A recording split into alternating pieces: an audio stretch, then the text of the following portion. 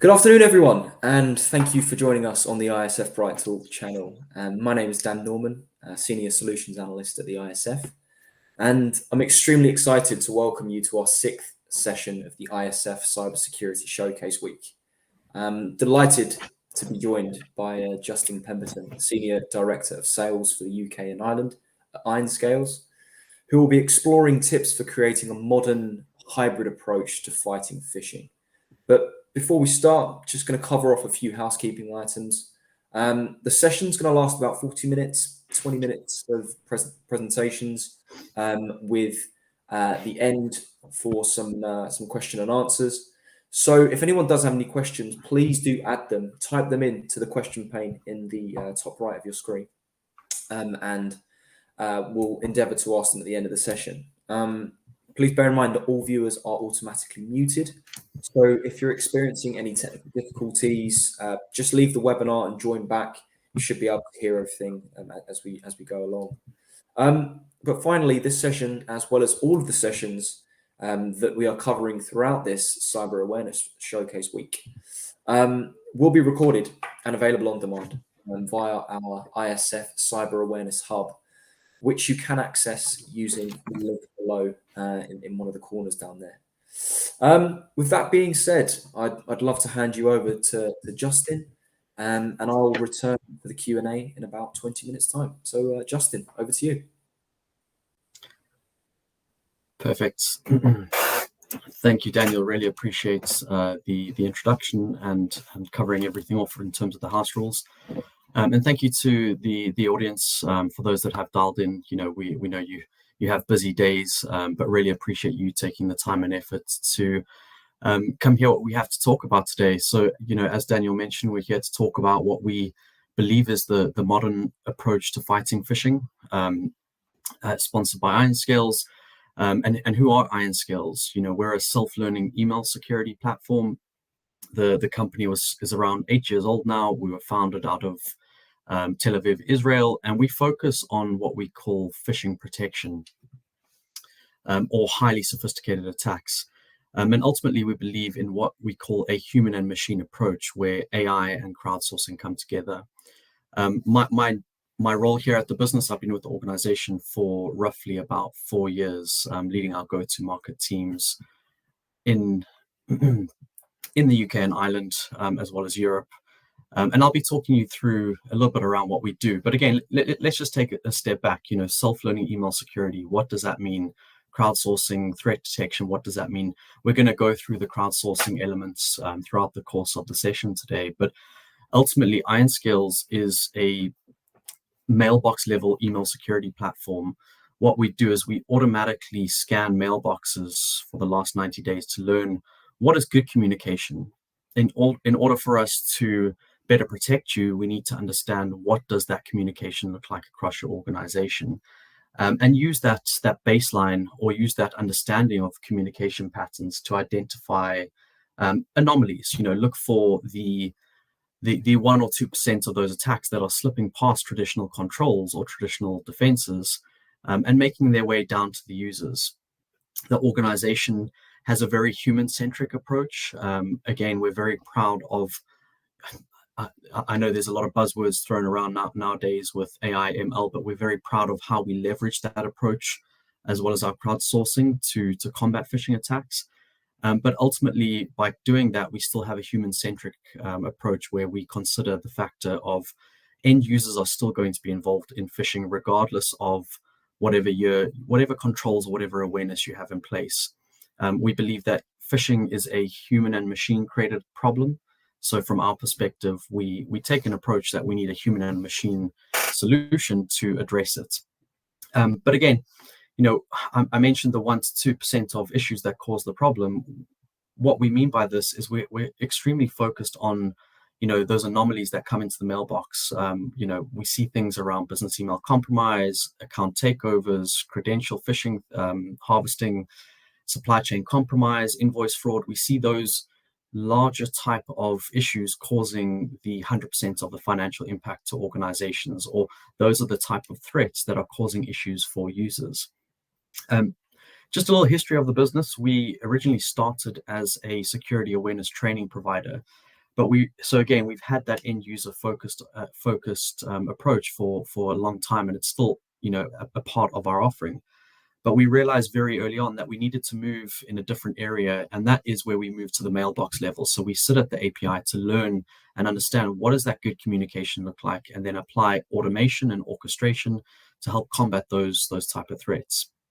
But I want to just briefly touch on a little bit around phishing, some facts that we often speak to, and quite often is coming back from our clients.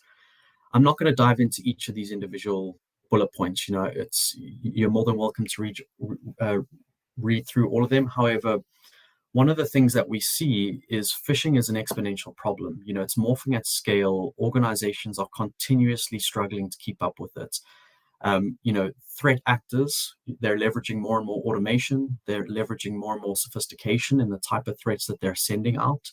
We're seeing things like ransomware as a service and phishing as a service coming to the forefront, where threat groups can offer that to organizations.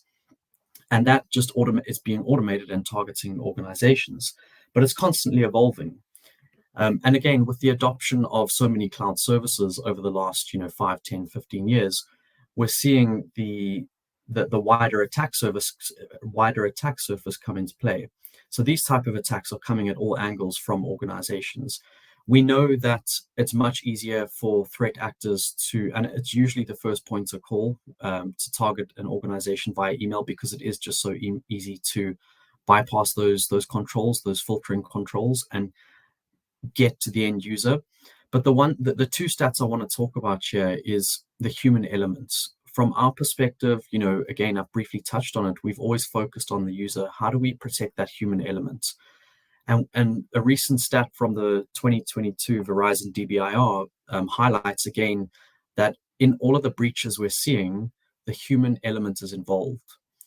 And the problem we're seeing is that these threats are morphing at scale. More and more threats land in front of users. How do we stop that in an evolving threat landscape? How do we beat the clock? How do we ensure that we're staying ahead of threat actors?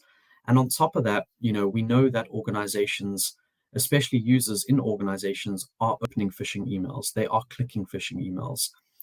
Now, from a traditional perspective, everyone's been focused on scanning content. Let's prevent malicious links, malicious URLs, malicious attachments from bypassing perimeters and making their way down to the users. But that's only addressing one element of what we call content-based type threats. We have to take into consideration that there's other areas such as payloadless type attacks, so things with impersonations, things that are not malicious, but it's someone who is using social engineering to target a user within an organization.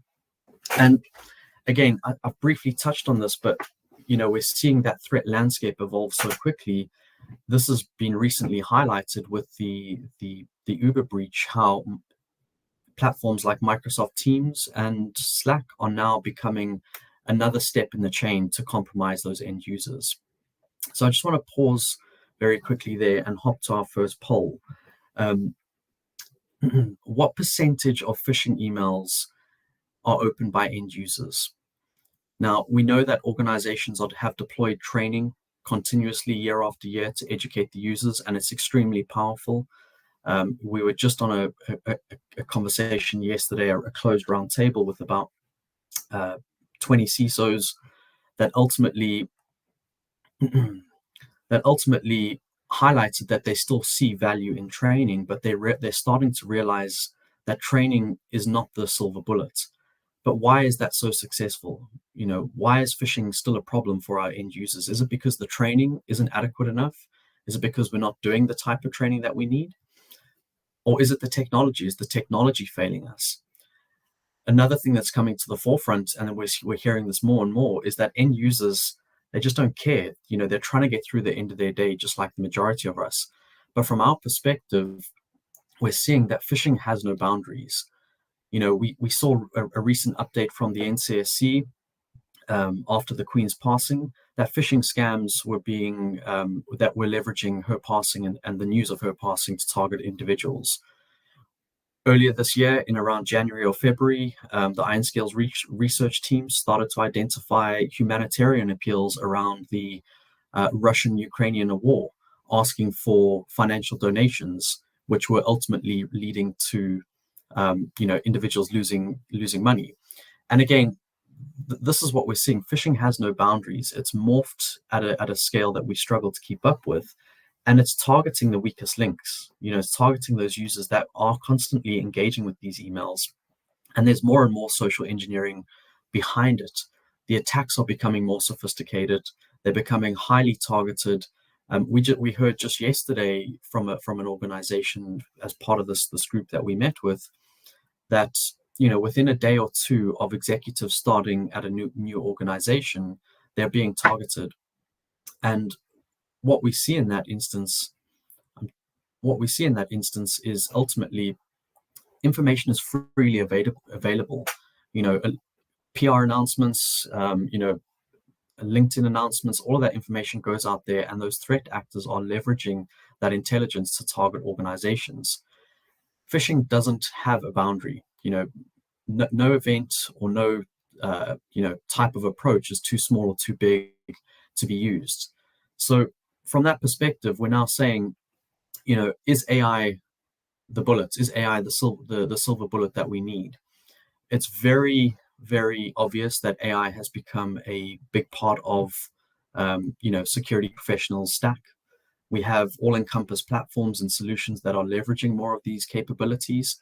We use it in our own lives. We use it in our technology stacks, and for very good reasons. Because a lot of these technologies, they help with some of the major challenges around resources, around orchestration, around automating instant response that we just cannot do as very busy security teams. We know that security teams are, firefighters. You're out there handling day-to-day, tasks. You've got directives from the business, directives from the board, and ultimately, at the end of the day. So from this perspective, we're seeing AI can take away a lot of that burden, but we're still seeing phishing being a problem for organizations. And why is that? If AI can stop 100% of the attacks, why is it not working yet? And this comes down to, I'll briefly touch on it shortly, but this comes down to, how effective can AI be? Is it 100% correct 100% of the time? And do we put trust in it? There's a common saying at the moment going around our organization. Would you put your children in a vehicle that is driven by AI and let them drive them back and forward to school every day? And quite often people are saying, no, not yet. It's not at that stage. So if we're seeing more adoption of AI, why is there such a huge issue when it comes to phishing? So let's briefly touch. I'm not saying AI is not an extremely valuable asset. As I mentioned at the beginning, Ironscales' journey baked into it at every point. We use more orchestration and automation within our platform to help combat some of the biggest challenges that our clients are facing around attacks. And we know it can be leveraged to stop the bulk of these campaigns. Traditional legacy technologies have continued to struggle with it. That is why we moved to the mailbox level, and we've started to focus on them.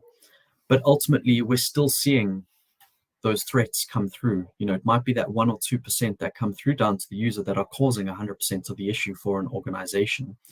And these are the type of attacks that we think we're communicating with trusted suppliers, or we have a conversation that we believe is legitimate, but ultimately it's not. Just from a client perspective or from a community perspective, speaking to organizations yesterday, we saw more and more people starting to worry about that supply chain fraud and how do we combat financial payments. We've got such big supply chains out there that we can't distinguish whether or not they've been compromised. So what do we do in these instances?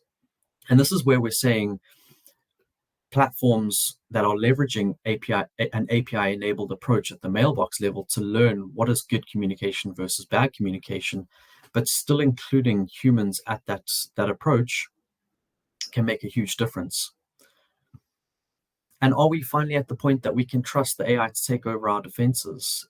Simply put, this is no. It's a very powerful tool that is going to help combat majority of these issues. But at the end of the day, IT professionals and those that are struggling with these type of attacks do not trust AI to make all the decisions without human intervention. It can help automate and relieve a lot of the pressures that a security team or a SOC team are involved in. But from our perspective, we're starting to see that we need a new approach, a new way to combat these type of threats.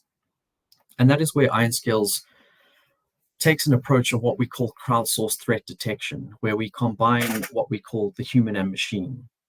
Now, I love using analogies, when having these conversations. And the most common analogy here that we discuss with, the community from our perspective is something that we call Waze. We've all probably used Waze, the mobile traffic app, to get from point A to point B. And it's a really simple, easy to use application that, Waze creates. They put it in the user's hand. They put themselves on the road, which is something that no other technology was able to do. And what did they allow users to do? Waze allowed users to contribute towards the community. They allowed users to provide intelligence as to what is happening on the road. Now, when an organization joins the Ironscales community, when they sign up to become part of our Ironscales client base, they're joining thousands of other security teams to fight phishing in a practical way. We've given our users training over the years. We've given our users hypersensitive banners to report these type of phishing emails. We then leveraged automation at the mailbox level to detect and remediate these advanced attacks. But what we now are doing is leveraging more and more of this intelligence to better combat these phishing attacks.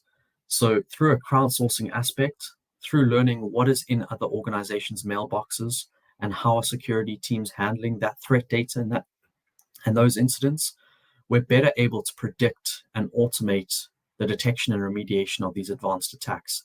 So whether we see phishing, trending global phishing campaigns hitting certain clients across the globe, as soon as you're a part of the community, we're now leveraging that intelligence and the decisions that analysts are making to better inform your organization and better protect and able to detect the more advanced attacks that we're seeing across the globe.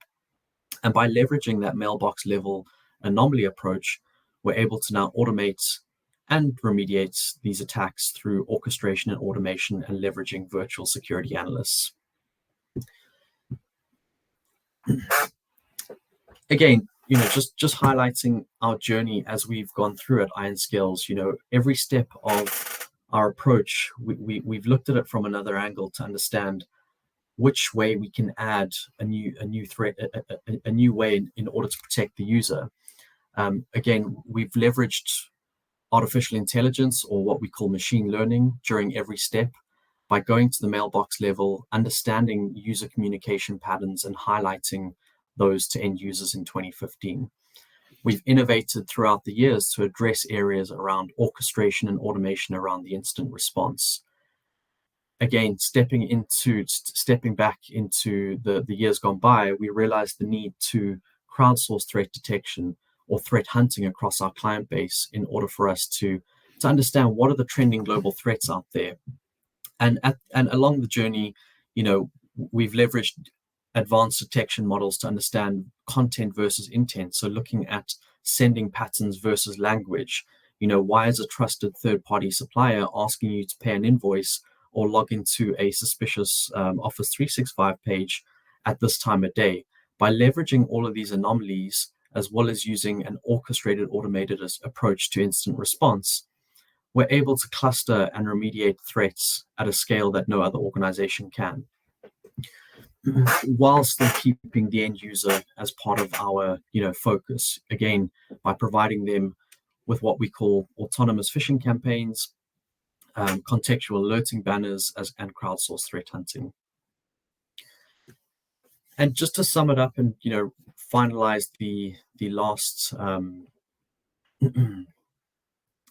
to summarize and finalize the last point over here, from our perspective, we believe phishing is a human and machine created problem. We know that there's threat actors out there, using really sophisticated approaches to highly target end users. And from our perspective, we believe there needs to be a human and a machine approach to the solution. From a basis of what are the things we should be doing in order to help combat these type of threats. We know security and awareness training needs to continue, which is why we include that within the Ironscales offering. It needs to be based on real world attacks to keep the end users vigilant. There will still always be a click rate regardless of training. We've seen clients go down to, very proudly go down from 30-40% down to 1-2-3%. But when you think of the volume at 1,000 user or a 10,000 user organization, that is still a large number of individuals. However, it is still essential in terms of how we address this. The other area from our perspective is having a crowdsourced threats intelligence approach, using collaborative threat hunting and combining that with an automated incident response approach, leveraging AI, will help better detect and remediate these attacks at a scale that organizations just cannot keep up with. And lastly, focusing on what we call dynamic hyper-focused awareness banners that are placed on the email to highlight to users when threats could potentially have slipped into their mailbox. So again, even though an email might look like it's come from a trusted third-party supplier, let's give them the context for them to understand that they need to think before they interact with these potential phishing emails. And that is the final part from my side. Daniel, I'll hand back over to you. Thank you, Justin, for the presentation there. Lots of really interesting statistics and sentiments throughout. Now, I just want to reiterate to anyone in the audience, if you have any questions, please add them to the question pane, and we'll go through them. And I can see one's coming already. And the first one is, what steps do you think are necessary to ensure our employees aren't putting our organization at risk of a data breach, ransomware attack, or possibly worse? It's quite a broad question. That look, I mean, email is typically the first point of call, so we need to make sure that we're securing email. From a basic perspective, we see a lot of organizations are consolidating with the built-in capabilities around Microsoft, so ensuring that you have some sort of basic filtering out there. And then the first step is, let's benchmark the users, let's benchmark the organization. How we do that from our perspective is understand what are users doing when it comes to simulation and training, but also understand what is the threat landscape across your organization's mailbox in terms of the type of malicious emails that are bypassing your current controls. Because again, we don't know what we don't know, correct? We know that everyone out there has something in place, but we know that threats are going undetected. Quite often they're unreported. We want to make sure that we have a reporting culture within an organization to first off have users do the right thing with the email. And that's the first step. There's often there's a couple of other things that organizations and individuals can do around securing endpoints, but a lot of that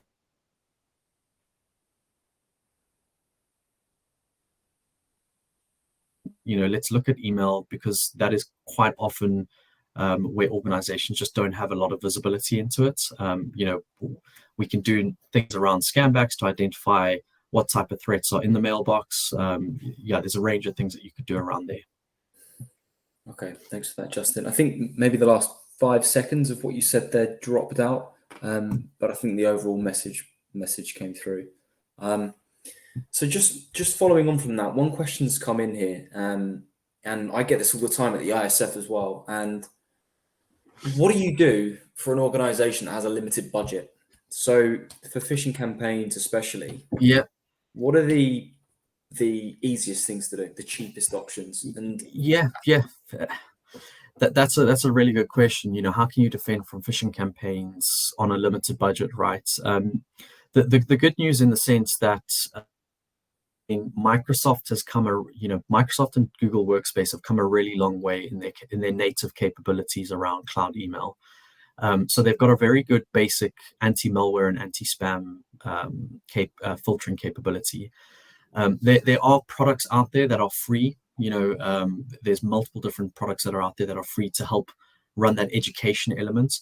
Ironscales ourselves, we've got something called Ironscales Starter, which is free phishing simulation for organizations.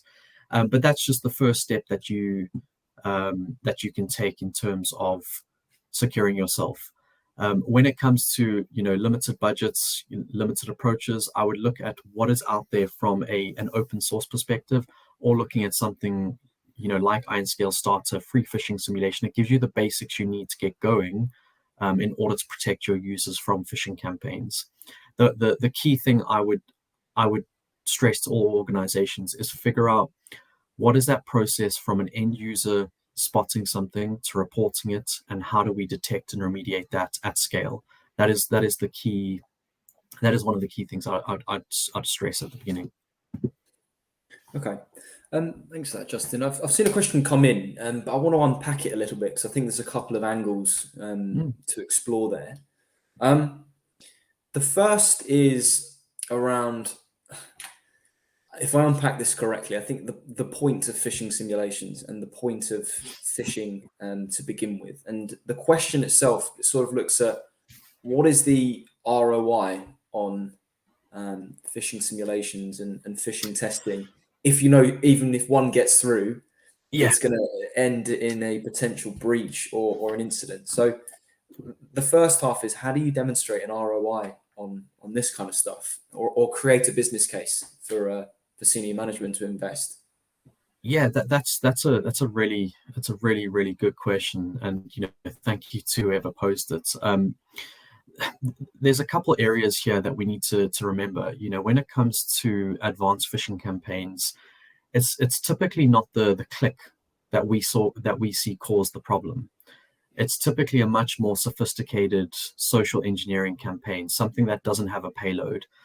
Just yesterday, I got a call from a client we've been speaking to for a couple of months, and they just told us they've had a man in the middle attack, and someone's intercepted an email, and on their end they've processed an £85,000 transaction.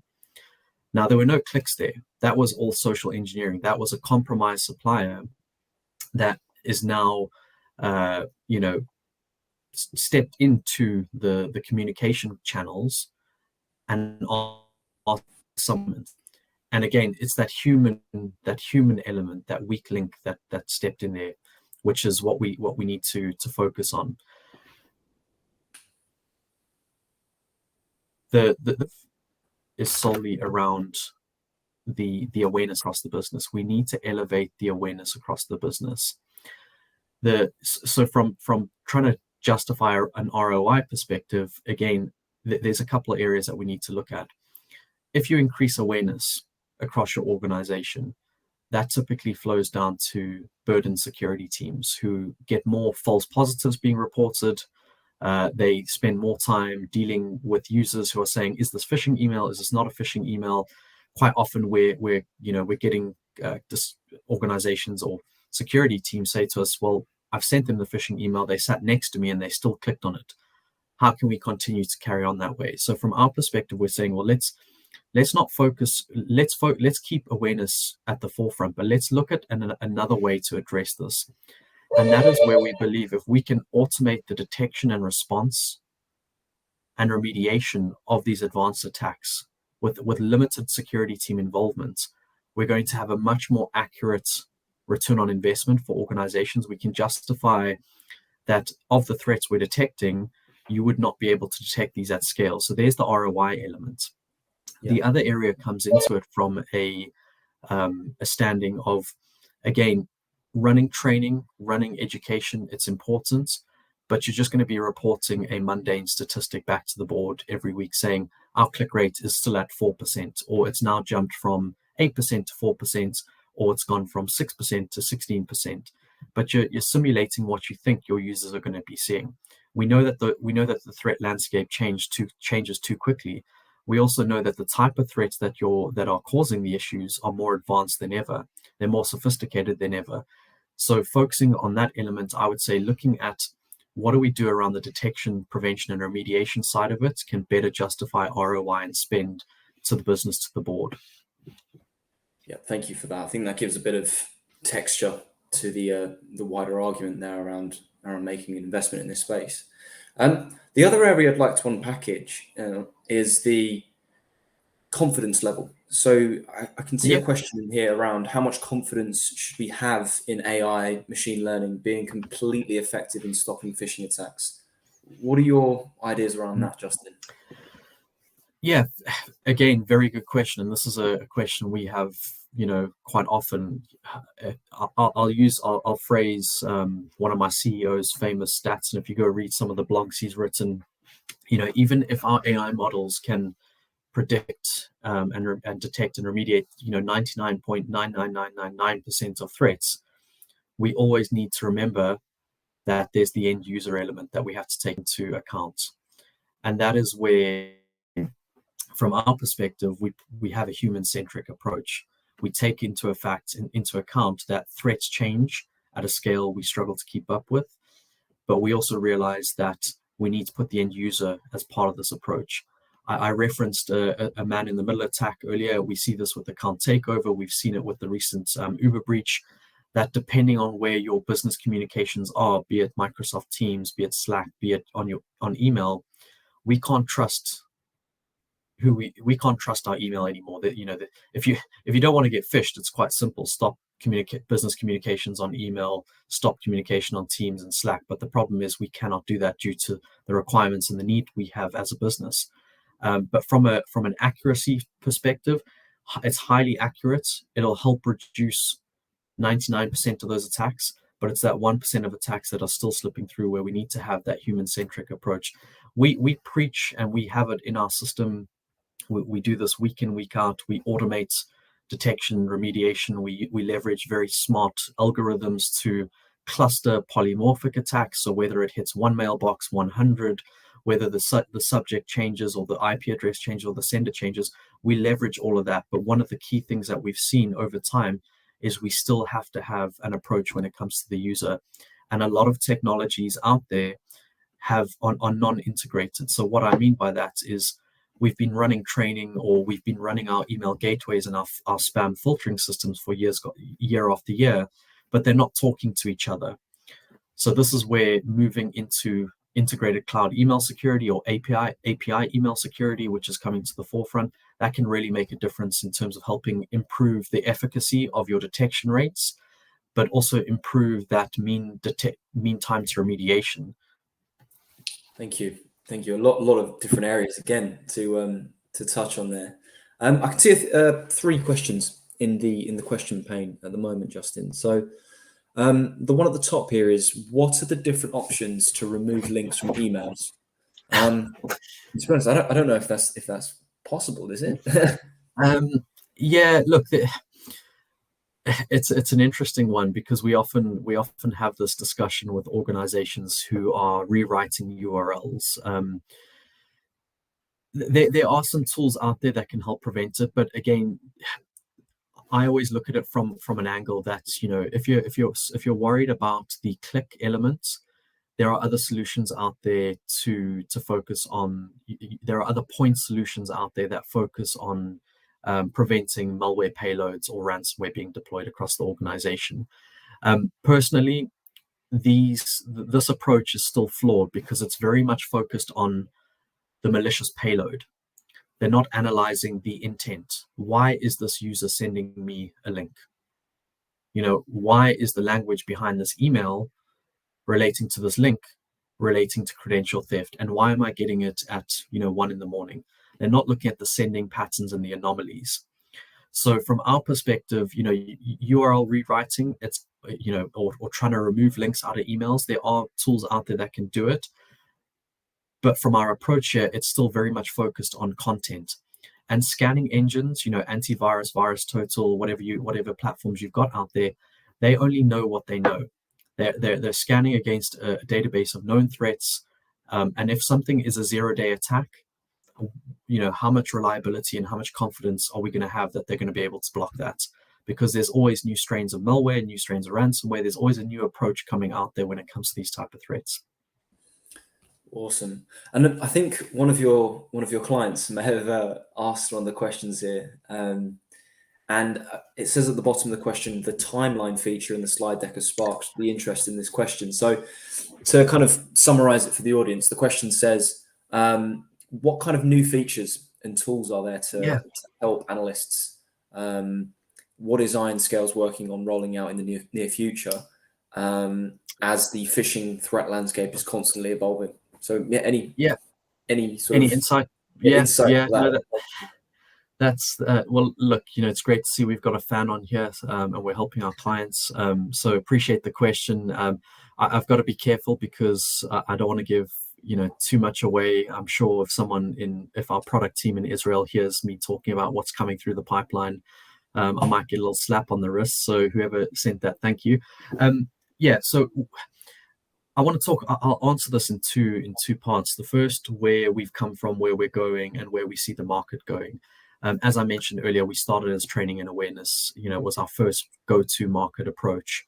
We moved very quickly into the mailbox level to help automatically detect, prevent, and remediate these more advanced attacks. And we've seen the threat constantly pivot and change. We saw credential theft come to the forefront in 2019, 2020, and we've had to kind of pivot. So that journey, that little journey slide that I showed, it's a great slide because it shows the innovation, it shows the drive that we've got as an organization. We're always thinking, what is the next vector? And this is where now Gartner defines Ironscales as an integrated cloud email security solution. This particular category is being called ICARES, if you've not heard of it. It's a poor acronym in my opinion, but we'll stick with ICARES. Coming down the line, again, we've added certain things year after year after year. One of the two of the big things that we've seen this year, and we've added recently, is account takeover protection, as well as Microsoft Teams protection. We're seeing the threat actor shift laterally into other communication channels, but we're also seeing that it's not you that are being compromised. It's one of your suppliers that you're working with. And someone steps into the middle of that communication, intercepts that communication. So we're protecting teams and protecting from account takeover to help organizations combat that. What's coming down the pipeline are more refinements around our autonomous phishing training and awareness. We're also, we've recently just launched offerings around what we call LMS training. So stuff around wiser training, where you are now just able to educate your users, because we know that people don't want to phish their users, they want to just educate their users. So it's adopting more into a full comprehensive platform to offer some training. There are other things in the works coming down the pipeline around outbound protection, as well as certain elements around enhancing the platform for detection models, but we'll keep that on the back burner for now. Okay, awesome. Thank you.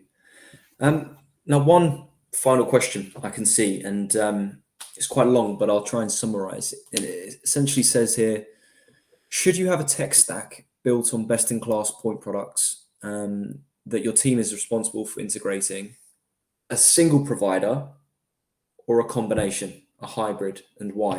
Do you have any thoughts on that? Yeah, look, that is a really good question. I think it's going to be very much largely on the organization that you're dealing with. Whether it comes to their journey, where they're at. What we're seeing is a lot more organizations consolidate their services around Microsoft. A lot of our enterprise clients have E5, and they're already paying for a lot of these services. So they're starting to consolidate there, but they are layering behind that stack best in breed to prevent the type of challenges that they're dealing with. Be it an endpoint solution, or be it an ICARES product, whatever it is. Personally, it's going to depend on the organization, the journey, the requirements that they have around their budgets. There are products out there that are point solutions that are focused on really niche products. But what we see is more and more of our clients are asking to get more out of each particular vendor that you work with. So ensuring that you partner with a really strong vendor that is good in a strong that is really good and strong in its area. My approach here, and again, this is just what we see from a lot of our clients, is if you're going down that consolidation route into either Google Workspace or Microsoft, look at adding something behind that, which is API focused, that can help address the type of challenges that you're seeing. Again, it's a very broad answer, but it is dependent on the organization, the budgets, where they're at in terms of their journey. Yeah, absolutely. I completely agree. Well, look, I think we've covered quite a lot of areas there in terms of questions, from the human-centered side to sort of implementation of different tooling and some of the outputs, as well as an ROI business case for embarking on something like this. I'm a massive advocate for human-centered security, so I'm really happy that you've touched upon that. And definitely designing an ecosystem and providing people with the tools and capabilities to enable secure behaviors is something that the ISF believes as well. But look, thank you so much, Justin. That pretty much concludes the session today. I can't see any more questions coming through, but I really hope everyone on the line enjoyed this session today. Again, if anyone has missed anything from this webinar, it will be available on demand via the Cyber Awareness Hub, which you can access down below. You'll also be able to download your free Cyber Awareness Month resource kit from the ISF. Now, there's some awesome content in there, some briefing papers, some sort of playbooks and things like that. We still do have an exciting upcoming program for the rest of this week, and I encourage anyone on the line to register and share amongst your network. Attending live means you can actually engage with the speakers, so posing questions to leaders like Justin, and having your questions answered. But on demand is just as effective as well. I completely understand that. Finally, if you've enjoyed today's session, please feel free to leave a rating down below. Definitely explore the Ironscales website and the ISF Cyber Awareness Hub as well. We look forward to seeing as many of you tomorrow morning. And thank you so much for listening. Thanks, Daniel. Cheers, everyone. Thanks, Justin.